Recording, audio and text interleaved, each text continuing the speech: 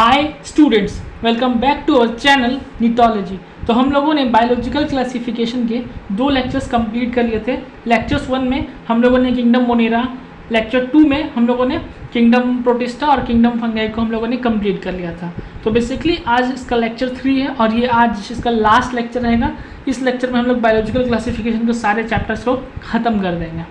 तो बिना कोई टाइम वेस्ट किए चलिए लेक्चर को स्टार्ट करते हैं। और अगर आप चैनल पर नए हैं तो चैनल को सब्सक्राइब कीजिए और चैनल को शेयर कीजिए।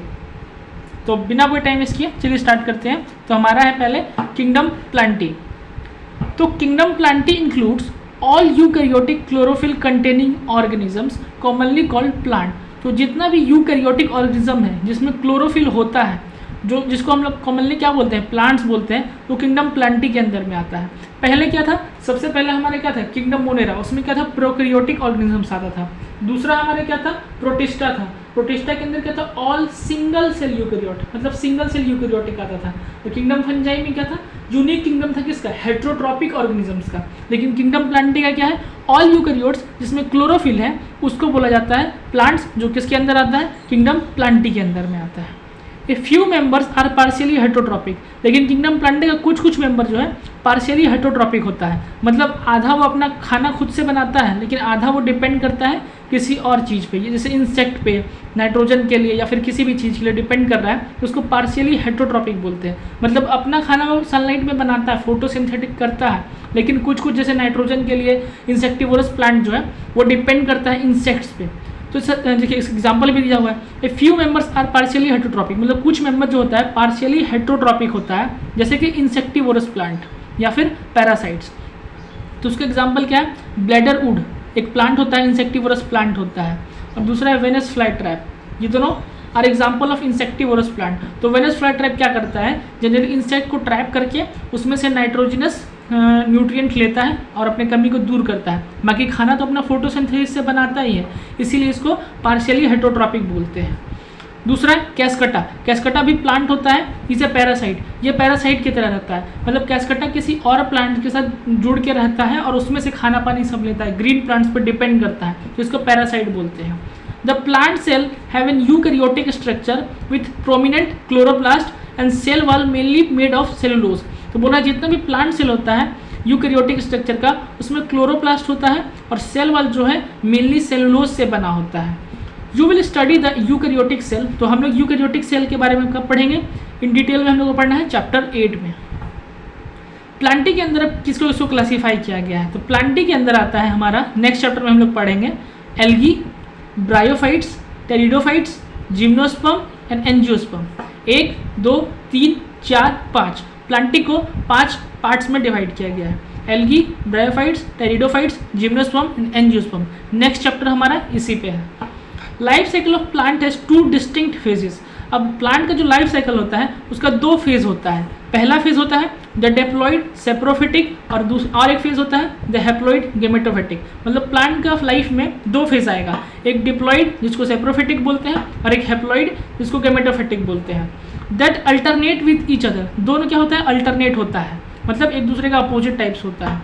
There the length of the haploid and diploid phase and whether this phase are free living और डिपेंडेंट ऑन ईच अदर। तो इसका जो लेंथ जो है वो डिपेंड करता है कि जो फेज है फ्री लिविंग होगा या एक दूसरे पर डिपेंड करेगा। मतलब पहले हो सकता है डिप्लॉइड आए फिर हैप्लॉइड आए, या ये भी हो सकता है सिर्फ हैप्लॉइड हो, डिप्लॉइड कुछ टाइम के लिए हो। तो वो सब हम नेक्स्ट चैप्टर में पढ़ने वाले हैं डिटेल में। तो ये सब जो आएगा, मतलब प्लांट का जो लाइफ साइकिल जो होता है वो सब किसके अंदर आता है, this phenomenon is called alteration of generation. तो ये सब जो फेनोमेनन है अल्टरेशन ऑफ जनरेशन के अंदर में आता है। We will study further details in kingdom in chapter 3। वही बोल रहा है कि यू विल स्टडी, मतलब हम लोग इसको भी पढ़ेंगे चैप्टर 3 में डिटेल में, ठीक है। ऑब्वियसली इसमें से आपको कोई भी पॉइंट याद नहीं रखना है, मैंने एक्सप्लेन कर दिया है, लेकिन इसमें से कोई भी पॉइंट आपको नीट के लिए इंपॉर्टेंट नहीं है, मतलब एक भी क्वेश्चन इसमें से नीट से आने वाला है नहीं, ठीक है। चलिए तो आगे बढ़ते हैं। अब kingdom Animalia. This kingdom is characterized by heterotrophic eukaryotic organisms. तो इस किंगडम में क्या आता है, हेट्रोट्रॉपिक आता है, हेट्रोट्रॉपिक यूकैरियोटिक ऑर्गेनिजम्स आता है। ये मल्टी सेलुलर होता है और इसमें सेल वॉल नहीं होता है, दे लैक सेल वॉल्स, इसमें सेल वॉल प्रेजेंट नहीं होता है। हम लोग क्या होते हैं, हम लोग भी किंगडम एनिमेलिया के अंदर में आते हैं। तो हम लोग डायरेक्टली या इनडायरेक्टली डिपेंड करते हैं प्लांट्स पे फूड के लिए।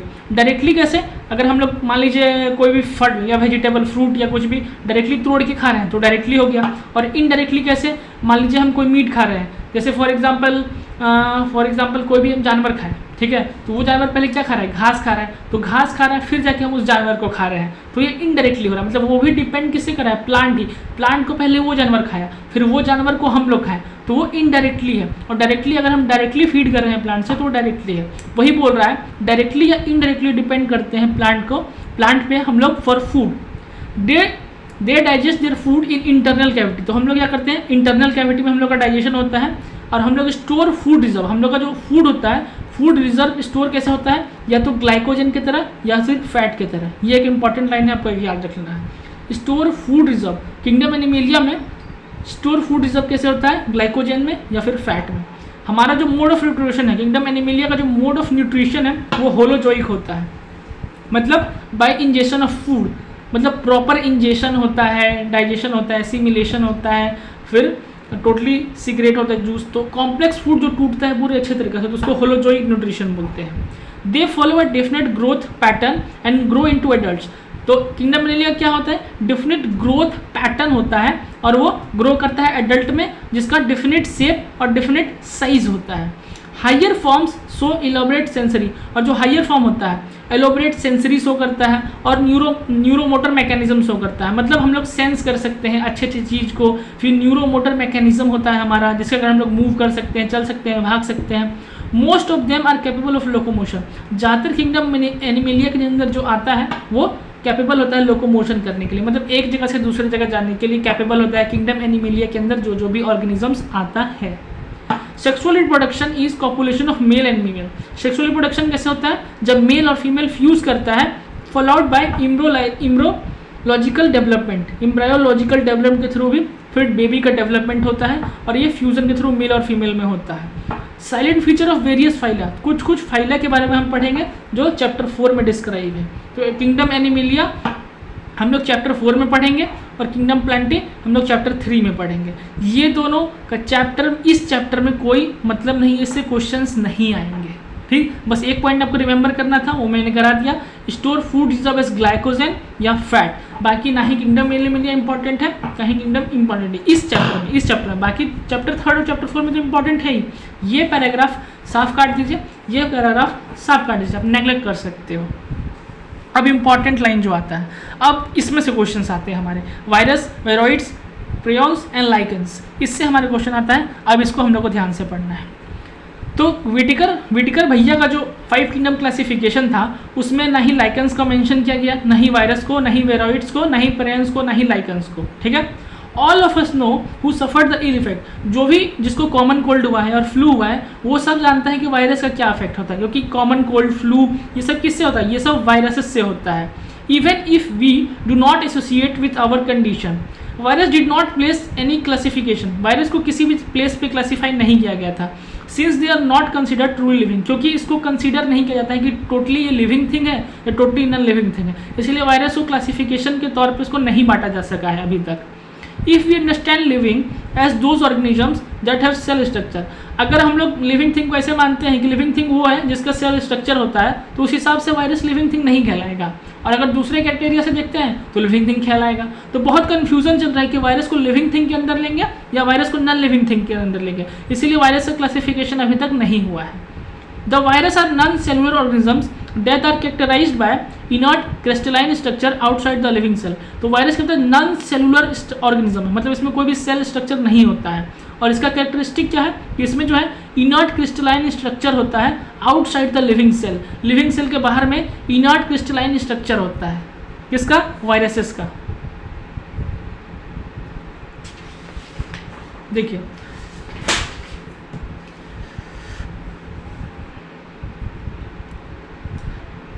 once they affect a cell take over the machinery of the host cell to replicate themselves. बोल रहा है अगर ये किसी इंसेक्ट, किसी भी होस्ट को, किसी भी सेल को अगर ये इन्फेक्ट करता है तो उसका पूरा मैकेनिज्म ले लेता है, mechanism the host plant to replicate themselves. जैसे मान लीजिए किसी सेल पे वायरस अटैक कर रहा है तो उसका पूरा मैकेनिज्म जो है अपने ये कंट्रोल में कर लेता है, बाकी ताकि मैकेनिज्म कंट्रोल करके अपने आप को रेप्लिकेट करता है, मतलब अपने आप का ग्रोथ कराता है, रिप्रोडक्शन कराता है वो सेल में, जिस पार्टिकुलर सेल में वो अटैक किया है। Would you call virus living और नॉन लिविंग, ये क्वेश्चन मार्क रह गया है कि वायरस को आप लिविंग बोलिएगा या नॉन लिविंग मिलेगा, अभी तक ये क्लासीफाई नहीं हुआ है। वायरस मीन्स वेनम, वायरस को वेनम बोला जाता है या जहर या फिर पॉइजनस फ्लूइड, जहरीला फ्लूइड बोला जाता है किसको, वायरस को। तो वायरस को जो ये नेम है ये कौन क्लासीफाई किया था, दिमित्री आयोनोव्स्की, ये नहीं, ये गलत मिसप्रिंट लिखा हुआ है, इसका आप करेक्ट लिख लो, मैं आपको लिखवा देता हूँ। इसका पाश्चर डीजे आयोनोव्स्की लिखे थे, PASTEUR.DJAVANOWSKY, पाश्चर डीजे आयोनोव्स्की, ठीक है, ये इसका करेक्ट है, ये आप क्रॉस कर देना, करेक्ट आंसर इसका पाश्चर डीजे आयोनोव्स्की। तो वायरस मीन्स वेनम और पॉइजनस फ्लूइड ये कौन दिया था, पाश्चर डीजे आयोनोव्स्की दिया हुआ था। To recognise certain microbes as causal organisms of the mosaic disease of tobacco, तो सबसे पहले वायरस या फिर वेनम या फिर पॉइजनस फ्लूइड को कौन डिस्कवर किया था, तो पाश्चर डीजे आयोनोव्स्की। ये इंपॉर्टेंट है, इसका क्वेश्चन आया हुआ है और आएगा भी, तो इसको आपको ध्यान रखना है, ये इंपॉर्टेंट है। These were found to be smaller than bacteria, तो वायरस जो है जब डीजे आयोनोव्स्की जब ऑब्जर्वेशन किए देखे तो उनको क्या पता चला कि जो वायरसेस होता है बैक्टीरिया से भी छोटा होता है। वो कैसे पता चला, जब वायरस को वो पास कराए बैक्टीरिया प्रूफ फिल्टर से तो आसानी से पास हो गया, इससे पता चला कि वायरस जो है बैक्टीरिया से भी छोटा होता है। तो वायरस का नेम सबसे पहले जो नेम किए या फिर उसको डिस्कवर किए तो कौन था, पाश्चर डीजे आयोनोव्स्की, पहला साइंटिस्ट, ठीक है। दूसरा MW बिजरनिक, बॉटेंट, 1898, आपको इसका डेट भी देख लेना है, 1892 है, ठीक है, 1892 ध्यान रख लीजिएगा बस। तो दूसरा थे MW बिजरनिक, 1898 demonstrated that the extract of the infected plant of tobacco could cause infection in healthy plant and name the new pathogen virus and called the fluid Contagium vivum fluidum। तो पूछेगा कॉन्टिजम वाइवम फ्लूडम को कौन discover किया या फिर infectious fluid को, तो MW बिजरनिक। लेकिन हु डिस्कवर वायरस या फिर वेनम या फिर पॉइजनस फ्लूइड, तो डीजे आयोनोव्स्की आएगा। तो दो साइंटिस्ट में आपको कंफ्यूज नहीं होना है। MW बिजरनिक ने क्या डेमोन्स्ट्रेट किया, क्या कि जो इन्फेक्शन काउज कर रहा है हेल्दी प्लांट्स में नया पैथोजन जिसको वायरस, उसको बोला गया फ्लूइड कॉन्टिजम वाइवम फ्लूडम, तो ये डिस्कवर किए थे MW बिजरनिक। लेकिन पाश्चर डीजे आयोनोव्स्की से वो नेम किए थे, मतलब वायरस या वेरोइड, वायरस या फिर वेनम या फिर पॉइजनस फ्लूइड, इसको नेम किए थे वो। फिर तीसरा साइंटिस्ट है WM Stanley, 1935, shows that virus could be crystallized and crystallized consists large number of protein। MW Stanley आए और होता है वायरस को क्रिस्टलाइज किया जा सकता है, मतलब छोटे छोटे पार्ट्स में किया जा सकता है जो लार्जली कंटेन ऑफ प्रोटीन। तो देखा गया कि जिसमें लार्ज अमाउंट में प्रोटीन मौजूद है। तो virus can be crystallize was given by which scientist, तो WM Stanley. They are inert outside their specific host cell, virus are obligate parasites. Virus क्या होता है, ऑब्लिगेट पैरासाइट्स होता है, ठीक है। ऑब्लिगेट मतलब किसी पैरासाइट पर रहेगा और टोटली उसका मैकेनिज्म अपने कंट्रोल में कर लेगा, तो उसको ऑब्लिगेट पैरासाइट्स बोलते हैं, मतलब टोटली होस्ट पे डिपेंड करता है। अगर इसको होस्ट नहीं मिलेगा तो अपने आप को रेप्लिकेट नहीं कर पाएगा, तो उसी को ऑब्लिगेट पैरासाइट्स बोला जाता है, ठीक है। तो यहाँ पे 3 साइंटिस्ट आया, पाश्चर डीजे आयोनोव्स्की, MW बिजरनिक और तीसरा WM स्टेनले। तो आपको किसी भी 3 साइंटिस्ट में आपको कंफ्यूज नहीं होना है। पहले जो नेम था वायरस, दैट मीन्स वेनम या पॉइजनस फ्लूइड, वो कौन दिया था, डीजे आयोनोव्स्की दिया था, ठीक है, पहला। दूसरा MW बिजरनिक बताया कॉन्टिजम वाइवम फ्लूडम, इन्फेक्शियस फ्लूइड होता है जो हेल्दी प्लांट्स को नुकसान पहुंचाता है। तीसरा WM स्टेनले, ये क्या बताया, ये बताया कि ये वायरस जो होता है वायरस को क्रिस्टलाइज किया जा सकता है into large number of proteins, मतलब उसमें उसको क्रिस्टलाइज किया जाएगा तो वायरस में देखा जाएगा कि उसमें लार्ज नंबर ऑफ प्रोटीन्स मौजूद है। तो 3 साइंटिस्ट हैं, तीनों साइंटिस्ट को आपको ध्यान रखना है अच्छे से। In addition to protein, protein के अलावा वायरस के पास जेनेटिक मटेरियल भी है। Virus also contain genetic material या फिर आरएनए, आरएनए भी हो सकता है या फिर डीएनए भी हो सकता है, दोनों। बोल रहा है no virus contain both RNA and DNA, बोल रहा है किसी भी वायरस में दोनों चीज़ नहीं हो सकता है, आरएनए एंड डीएनए। इसका कॉन्ट्राडिक्शन भी है, लेकिन हम लोग को एनसीईआरटी मात्रा के अकॉर्डिंग चलना है, मतलब एनसीईआरटी में जो लिखा है आपको वही आंसर में टिक करना है। तो आपको कोई भी बाहरी बुक से रेफरेंस नहीं लेना है, जो लिखा हुआ है साफ साफ वही पढ़ना है। इसमें लिखा हुआ है कि कोई भी वायरस में आरएनए और डीएनए दोनों एक साथ नहीं हो सकता है, तो नहीं हो सकता है। नो टॉपिक, मतलब टॉपिक क्लोज, कोई डिस्कशन नहीं, सीधा लिख दिया कि वायरस में डीएनए और आरएनए और डीएनए एक साथ नहीं रह सकता है, तो नहीं रह सकता है। A virus is a nucleoprotein and the genetic material is infectious. तो क्या बोल रहा है, वायरस जो होता है न्यूक्लियो प्रोटीन होता है और इसका जो जेनेटिक मटेरियल होता है या फिर आरएनए भी हो सकता है या फिर डीएनए भी हो सकता है, वही क्या होता है, इन्फेक्शियस होता है, वही जहरीला होता है। इन जनरल, यहाँ से इंपॉर्टेंट है, याद रखिएगा, वायरस जो प्लांट को इफेक्ट करता है उसके पास सिंगल स्टैंडर्ड आरएनए होता है, have single standard RNA. Important है ये लाइन, वायरस जो प्लांट को इन्फेक्ट करता है उसके पास सिंगल स्टैंडर्ड आरएनए होता है। And virus that infect animal, जो वायरस इन्फेक्ट करता है एनिमल को, उसके पास सिंगल या डबल आरएनए होगा या फिर डबल स्टैंडर्ड डीएनए होगा। मतलब आरएनए सिंगल डबल दोनों हो सकता है, लेकिन डीएनए सिर्फ डबल स्टैंडर्ड होगा। किसका, वायरस का जो इन्फेक्ट करता है एनिमल को। तो ये इंपॉर्टेंट लाइन। बैक्टीरियल वायरस और बैक्टीरियोफेज, मतलब जो वायरस बैक्टीरिया को अफेक्ट करता है उसका यूजुअली डबल स्टैंडर्ड डीएनए होता है। तीसरा important line, the protein coat called capsid, virus का जो प्रोटीन कोट होता है उसको कैप्सिड बोलते हैं। वो छोटा छोटा स्मॉल सब यूनिट से बनता है जिसको कैप्सोमर्स बोलते हैं। इंपॉर्टेंट लाइन, जो प्रोटेक्ट करता है वायरस के न्यूक्लिक एसिड को, ठीक है। और जो कैप्सोमर होता है, मतलब कैप्सिड जो छोटे छोटे स्मॉल यूनिट से बना है उसको कैप्सोमर बोलते हैं। और कैप्सोमर किस फॉर्म में अरेंज होता है, तो अरेंज इन हेलिकल या फिर पॉलीहेड्रल ज्योमेट्रिकल फॉर्म। इंपॉर्टेंट, जितना अंडरलाइन किया सारा इंपॉर्टेंट है, उससे सारे से क्वेश्चन बन सकता है और नीट में आ सकता है। वायरस काउज डिजीज, अब वायरस से कुछ कुछ डिजीज होते हैं जैसे mumps, small pox, herpes, influenza and AIDS, ये सब ह्यूमन में होता है, ठीक है। और प्लांट्स में क्या क्या हो जाएगा, music formation, leaf rolling, curling, yellowing, when clearing, dwarfing and stunted growth. तो ये सब आपको ध्यान रखना कि हम लोग एनिमल्स में क्या क्या हो सकता है, mumps, small pox, herpes, influenza, AIDS. और प्लांट्स में वायरस क्या क्या करता है, mosaic formation, leaf rolling, curling, yellowing and vein clearing, dwarfing and stunted growth. तो ये सब आपको ध्यान रखना, जितना भी मैंने अंडरलाइन किया है सारा इंपॉर्टेंट पॉइंट है और उससे क्वेश्चन आया हुआ है और आगे भी आएगा। और ये फिगर है, आपको फिगर इंपॉर्टेंट है। ये टोबैको म्यूजिक वायरस टीएमबी का ये फिगर दिया हुआ है, इसको आरएनए बोलते हैं, इसको कैप्सिड बोलते हैं। आपको फिगर दे देगा और आपको मेंशन करने के लिए दे देगा।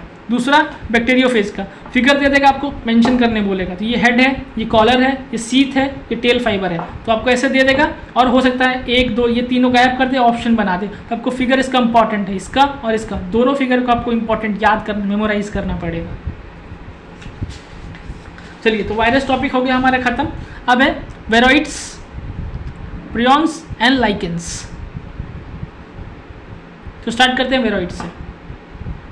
1971 में टीओडाइनिर इंपॉर्टेंट, 1971 टीओडाइनिर डिस्कवर किया था new infectious agent that was smaller than virus. मतलब टीओडाइनिर नया इन्फेक्शियस एजेंट डिस्कवर किया जो किससे छोटा है, स्मॉलर देन वायरस है। और कौन सा डिजीज करता है, पोटैटो स्पिंडल ट्यूबर डिजीज, और उसको क्या कहा गया, वेरोइड्स। ठीक है, तो इंपॉर्टेंट लाइन, पहला पॉइंट, टीओडाइनिर डिस्कवर किया, वायरॉइड्स स्मॉलर होता है वायरस से, और ये कौन सा डिजीज काउज करता है, potato spindle tuber disease cause करता है। It was found to be free RNA. Free RNA का मतलब ये नहीं कि उसमें आरएनए नहीं होगा, मतलब फ्री आरएनए, बंधा हुआ आरएनए नहीं होगा। फ्री आरएनए मतलब आरएनए होगा उसमें, लेकिन वो फ्री होगा, वो बंधा हुआ, कॉम्पैक्टली पैक नहीं होगा। It lack the protein code, देखिए इसमें प्रोटीन कोड नहीं है, it lack the protein code that is found in virus. जो वायरस में प्रोटीन कोड था, इसमें वो प्रोटीन कोड नहीं होता है, इसीलिए इसका नाम जो है वेरोइड्स पड़ गया। The RNA of the viroids was of low molecular weight. जो आरएनए होता है इसका, वो लो मॉलिक्यूलर वेट होता है, क्योंकि प्रोटीन कोड इसमें नहीं होता है, तो कॉम्पैक्टली पैक नहीं होता है, फ्री होता है। फ्री होने के कारण जो होता है आरएनए जो होता है वेरोइड्स का, वो लो मॉलिक्यूलर वेट का होता है। तो इसका फ्री आरएनए का मतलब ये नहीं कि आरएनए है, आरएनए नहीं है, आरएनए है उसमें, लेकिन उसमें कॉम्पैक्टली पैक नहीं है क्योंकि उसमें प्रोटीन कोट नहीं है। इसी कारण से आरएनए ऑफ वेरॉइड्स जो होता है लो मॉलिक्यूलर वेट का होता है। दूसरा है prions. Prions in modern medicine, certain infectious neurological disease were found to be transmitted। मतलब मॉडर्न मेडिसिन में देखा गया क्या कि न्यूरोलॉजिकल डिजीज जो हो रहा है वो ट्रांसमिट हो रहा है एक एजेंट से जो ऑबनॉर्मली फोल्डेड प्रोटीन है। तो ऑबनॉर्मली फोल्डेड प्रोटीन क्या हो जाएगा? प्रियॉन्स। ठीक है, तो एबनॉर्मली फोल्डेड प्रोटीन्स पाया गया। तो agent was similar to size of virus. Prions का साइज जो है सिमिलर है, similar in the size to virus. तो इस एजेंट को क्या कहा गया? प्रियॉन्स बोला गया। तो मोस्ट नोटेबल डिजीज, जो सबसे ज़्यादा नोटेबल डिजीज देखा गया प्रियॉन्स से जो हो रहा है वो है बोवाइन स्पॉन्जिफॉर्म इंसाइक्लोपैथी, जिसको शॉर्ट फॉर्म में BSE या commonly called mad cow disease in cattle, मतलब गाय भैंस में मैड काउ डिजीज बोलते हैं, और जो कि एनालॉगस होता है, मतलब लगभग सिमिलर होता है किस वेरिएंट से? CR Jacob disease CGD in humans. ठीक है, तो वेरॉइड्स और प्रियॉन्स का कैसे याद रखेंगे उसका आपको हम थोड़ा मतलब माइंड सेट दे देते हैं कि कैसे आपको याद रखना है। V से वायरस होता है, V से वेरॉइड्स होता है, तो वेरॉइड्स वायरस से छोटा होगा। टीओडाइनो डिस्कवर किया। देखिए वायरॉइड्स का 4 पॉइंट आपको लिखा है। पहला, टीओडाइनो डिस्कवर किया। दूसरा, वायरस से छोटा होता है। ठीक, तीसरा, पोटैटो स्पॉन्जर डिजीज काउज करता है। चौथा, फ्री आरएनए होता है, प्रोटीन कोट नहीं होता है। और पांचवा, आरएनए जो होता है लो मॉलिक्यूलर वेट। बस 5 पॉइंट आपको याद रखना है। प्रियॉन्स का क्या याद रखना है आपको? सबसे पहले अबनॉर्मली फोल्डेड प्रोटीन होता है, पहला पॉइंट। दूसरा, वायरस के साइज के बराबर होता है प्रियॉन्स। ठीक, दूसरा। तीसरा, डिजीज करता है कौन सा? बोवाइन स्पॉन्जिफॉर्म इंसाइक्लोपैथी, जिसको मैड काउ डिजीज बोलते हैं, या फिर CR जैकब डिजीज। तो बस 3 पॉइंट आपको इसमें ध्यान रखना है। ठीक है, अब आगे है lichens. Lichens are symbiotic association. Lichens क्या होता है? सिम्बायोटिक एसोसिएशन होता है। हम लोग फंगाई में भी पढ़े थे। अगर फंगाई और एल्गी दोनों म्यूचुअली रह रहा है तो उसको क्या बोलेंगे? लाइकेंस बोलते हैं। ठीक है, तो एल्गल कंपोनेंट, इसमें क्या क्या था? लाइकेंस में क्या क्या चीज़ था? 2 चीज़ था, फंगाई और एल्गी दोनों अगर सिम्बायोटिकली रह रहा है तो उसको लाइकेंस बोलते थे। तो जो एल्गल कंपोनेंट है उसको क्या बोलते हैं? फिकोबॉन्ड, और जो फंगल कंपोनेंट है उसको माइकोबॉन्ड। तो हो सकता है इसमें बहुत कंफ्यूज होंगे कि एल्गल कंपोनेंट को क्या बोल दिया फंगल, तो भूल जाते हैं। तो ऐसे याद रखिएगा, FM जो होता है रेडियो का FM जो चलता है, तो फंगल कंपोनेंट को माइकोबॉन्ड, FM से याद रहेगा, फंगल माइकोबॉन्ड। तो एक तो जाहिर से याद हो जाएगा, एल्गी फिकोबॉन्ड। एक याद रहेगा तो एक तो आपको याद हो ही जाएगा। एक जैसे एल्गल है, कंफ्यूजन किस में होगा कि किस में फोकोबॉन्ड होगा, किस में माइकोबॉन्ड होगा, तो FM से याद कर लीजिए, फंगी का माइकोबॉन्ड और एल्गल कंपोनेंट का फिकोबॉन्ड। आई होप सब क्लियर होंगे। तो एल्गी जो होता है ऑटोट्रॉपिक होता है, और फंगल कंपोनेंट जो होता है हेट्रोट्रॉपिक होता है। तो एल्गी क्या करता है? ऑटोट्रॉपिक है, तो एल्गी क्या करता है? प्रिपेयर फूड, वो खाना प्रोवाइड करता है फंगाई को। और फंगाई क्या करता है? Shelter and mineral nutrients provide करता है, और वाटर, किसको?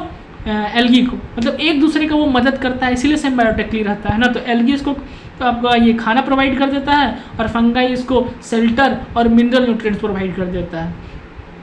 सो क्लोज इज देयर एसोसिएशन, इनका एसोसिएशन जो इतना क्लोज है कि अगर कोई लाइकेंस को देखेगा तो कह नहीं सकता है कि उसमें 2 डिफरेंट ऑर्गेनिजम्स रहता है। ठीक है, और जो लाइकेंस होता है, lichens are very good pollution indicator. Important line आया हुआ है, लाइकेंस जो है गुड पॉल्यूशन इंडिकेटर होता है। मतलब जहाँ भी पॉल्यूटेड एरिया होगा वहाँ पे लाइकेंस ग्रो नहीं करता है, they do not grow in polluted area. तो लाइकेंस एक तरह से इंडिकेशन का काम करता है।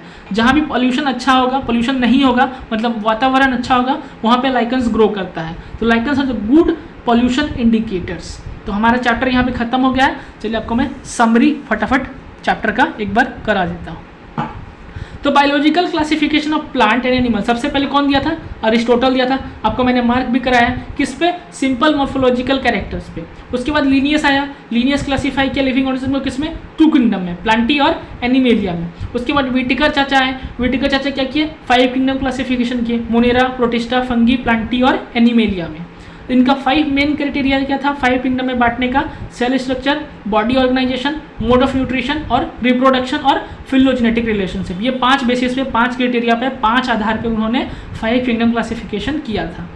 इन 5 किंगडम क्लासिफिकेशन, 5 किंगडम क्लासिफिकेशन में बैक्टीरिया किसके अंदर आया था? Kingdom Monera. इसीलिए कहा गया था bacteria are the sole member of kingdom Monera. Bacteria क्या होता है? कॉस्मोपॉपुलेशन इन डिस्ट्रीब्यूशन, मतलब हर जगह बैक्टीरिया भी डिस्ट्रीब्यूशन में मिल जाएगा। This organism show most extensive metabolic diversity. Bacteria जो है सबसे ज़्यादा मेटाबॉलिक डाइवर्सिटी शो करता है, मतलब हर जगह पे एग्जिस्ट कर लेता है, चाहे वो इस गर्मी हो, ठंडी हो, बरसात हो, स्प्रिंग हो। बैक्टीरिया में भी ऑटोट्रॉपिक और हेट्रोट्रॉपिक, बैक्टीरिया ऑटोट्रॉपिक भी हो सकता है या फिर हेट्रोट्रॉपिक भी हो सकता है उनके मोड ऑफ न्यूट्रिशन में। फिर हमारे क्या आया किंगडम प्रोटिस्टा, जितना भी सिंगल सेल यूकैरियोट था सब किंगडम प्रोटिस्टा के अंदर आया था। और किंगडम प्रोटिस्टा को किस में क्लासीफाई किया गया था, terrestrophytes, dinoflagellates, euglenoids, slime moulds and protozoans. Protista क्या था, प्रोटिस्टा के पास वेल डिफाइंड न्यूक्लियस था और अदर मेम्ब्रेन बाउंड ऑर्गेनेल्स, क्योंकि ये यूकैरियोटिक था। They reproduce both sexually and asexually, sexually और एसेक्सुअली दोनों रिप्रोडक्शन कर सकता था। उसके बाद हमारा क्या आया मेंबर्स ऑफ किंगडम फंगाई, ये ग्रेट डाइवर्सिटी शो किया इन स्ट्रक्चर एंड हैबिटेट, मतलब स्ट्रक्चर और रहने के हैबिटेट में बहुत ज़्यादा डाइवर्सिटी शो किया, diverse. Most fungi are saprophytic, ज़्यादातर फंगी क्या था, सेप्रोफेटिक था in mode of their nutrition. They show asexual and sexual reproduction, ये भी सेक्सुअल और एसेक्सुअल रिप्रोडक्शन शो करता था। इसके अंदर क्या क्या आया था, फिक्मोसाइट्स, एस्केमोसाइट्स, बेसिडियोमोसाइट्स एंड ड्यूटेरियोमोसाइट्स, ये 4 क्लास था किसके अंदर, किंगडम फंगाई के अंदर। उसके बाद क्या आया, the Plantae includes all eukaryote, उसके बाद प्लांटी किंगडम आया जिसके अंदर all eukaryote chlorophyll containing organisms आया। इसको फिर किसमें क्लासीफाई किया गया, एल्गी, ब्रायोफाइट्स,